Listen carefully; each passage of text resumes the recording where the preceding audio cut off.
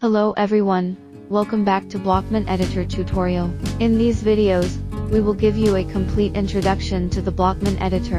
In this lesson, we are still going to focus on skill components. Enter the editor, we select skill in the game component view. Click the new button, select melee attack, and give it a name. Next, let's take a look at its basic properties. The first is the attack range, which refers to the effective range of skill damage that can be dealt when an entity casts a skill. This effective range is displayed with the collider. Collider types include cuboids, sphere, capsule and cylinder. For a cuboid collider, you can adjust the range of the collider by adjusting the position, rotation and size of the cuboid. Let's take a look at the effect when the cuboid collider is set to different sizes. The size of the range of the sphere collider is determined by the radius. As for the range of the capsule collider and the cylinder collider, the range is determined by its radius and height. Then there is the attackable target, which refers to the target entity that can be hit by the skill. There are 4 types of target teams, namely, all entities, entities from other team, entities on the same team, entities from the designated team. If you select all entities, the costed skills can attack not only entities from other teams, but also teammates on your own team. If you select entities from the designated team, then we can specify the team that the skill can attack. Click the Add button on the right side of the Team ID property to add a Team ID setting item. You can fill in the ID of the specified team in the parameter table. Because the ID of each team is unique, when we specify the team ID, the skill will only cause damage to that team. If you want to specify multiple teams, you can click the Add button multiple times, and then fill in the team IDs. Then the skill will cause damage to multiple specified teams. There are 3 target types, players and NPCs. NPC entities only, player entities only. We can decide which type of entity the skill can attack by setting the target type. The target template includes entity of any template and entity of designated template. When we select entity of designated template, we can specify the entity template that the skill attacks. Entity template refers to the entity template we created under the entity component. Click the Add button to add a template setting item. Click the Template Selection button. We can select the entity template that this skill can attack.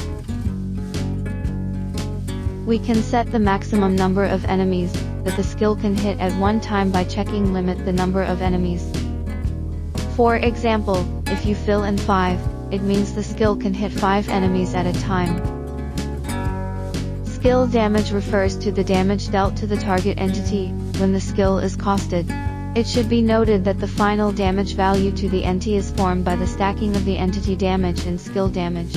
As for the knockback distance, it refers to the distance the target entity will move backwards when attacked. The larger the value is set, the further the knockback distance will be. As for the ad hoc decision time, it refers to the effective time that an entity can cause damage to the target entity when it casts a skill. Finally, cooldown refers to the minimum length of time player needs to wait after using a skill before it can be used again. Next, let's take a look at the casting properties. We can set a cast button icon for the skill by setting the skill icon. It should be noted that the icon must be in PNG format. Next is skill icon position. Click the Set Icon Position button. You can set the position of the skill button in the game interface. Have a try yourself. If you check long press for successive firing, you can continuously cast skills by long pressing the skill button in game. As for the successive firing interval, it refers to the time interval between the 2 skill casting.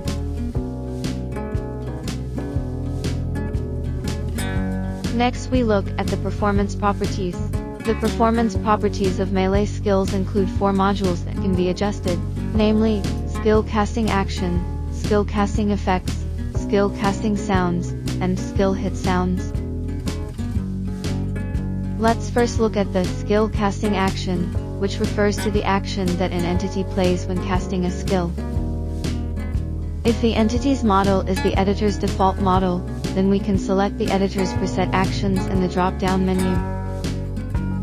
If the model of the entity is an imported model, then we can find the appropriate action in the action list in the role editor, and copy the action name to action setting item in the skill casting action. We can set the special effects played when the skill is casted in skill casting effects. We can decide whether the special effects are visible to other players by checking visible to self only. Then there is the skill casting sounds, where you can set the specified sound effect played when a skill is casted.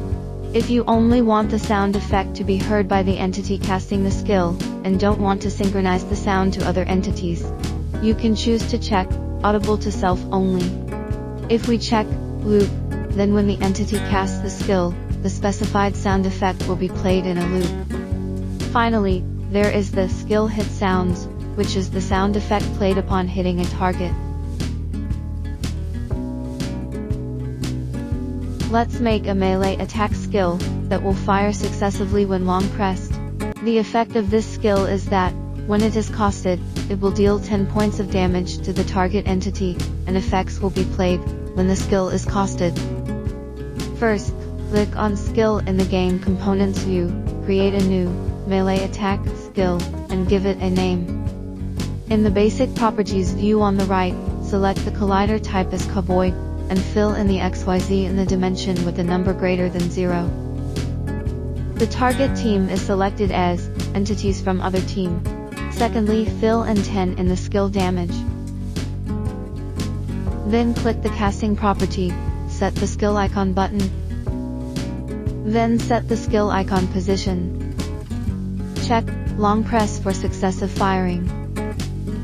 Next, copy the name of the action that you have found in the role editor to the action settings of the skill casting action.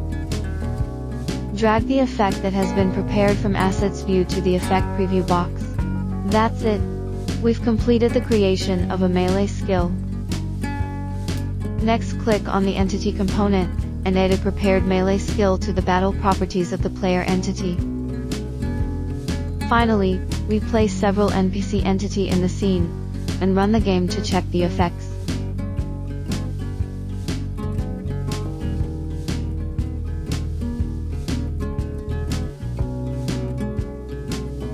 That's all for this video. We hope it can help you on your way to a great creator.